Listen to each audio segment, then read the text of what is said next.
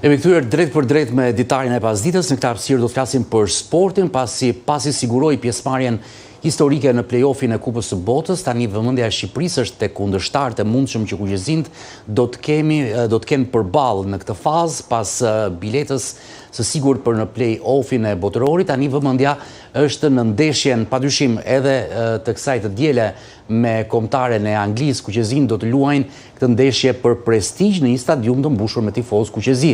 Por për t'i bërë një analizë të gjithë këtij rrugtimit kombëtares në këto kualifikuese, kemi në lidhje të drejtë për drejtë trajnerin e futbollit zotin Gentian Mezani. Zoti Mezani, të përshëndes dhe të falenderoj për kohën që gjetët. Përshëndetje, faleminderit për ftesën. Më thoni së pari, si e pat suksesin e djeshëm me Andorën, një paraqitje që la për të dëshiruar në fushë në fakt, por ne ishte finalja fitoria. Unë mendoj që ky nuk është një sukses i rastësishëm, është një punë disa vjeçare, do të thosha, e shumë njerëzve që punojnë në Federatën Shqiptare, duke nisur që nga presidenti, por dhe pjesa poshtë, trajneri dhe pjesa e stafit që bën ose skautët e mundshëm që arrin të evidentojnë lojtarët e duhur për këtë kombëtare, duke marrë këto rezultate që kemi marrë deri tani, do të thosha. Mendoj që ajo që kemi parë dje nuk është se kemi parë një ndeshje të bukur, por kemi parë një 3 pikë të domosdoshëm për skuadrën tonë dhe një 3 pikë që na çonte në play-off. Dhe midis një loje të bukur dhe një 3 pikë që do të na mundsoi, unë mendoj që zgjidhja më e mirë dhe zgjedhja ime do të ishte ky 3 pikë dhe loja jo e bukur. Mendoni se presioni që kishte kjo ndeshje për fazën ku ne ishim në grup edhe ndikoi ana emocionale? Sigurisht që presioni ishte i madh, sepse në momentin që do të dështonim atëherë kishim përballë një Angli në ndeshjen e ardhshme dhe do të ishte akoma dhe më e vështirë, sepse do të vejmë një rezultat jo pozitiv kundrejt një skuadre shumë të madhe siç është Anglia dhe do të ishte dyfishe e vështirë.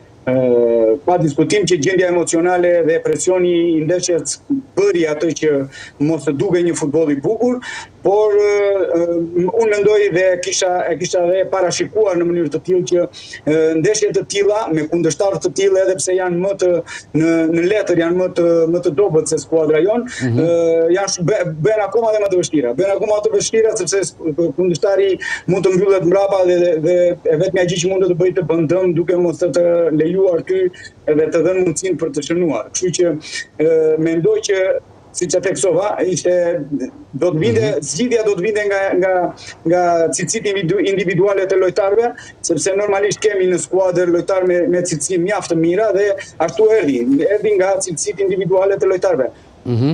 Dhe shumica e lojtarëve nuk është se kanë shumë minutazh në skuadrat ku luajnë, po sa ndikon kjo në fushën e lojës kur bëhen bashkë për kombëtaren?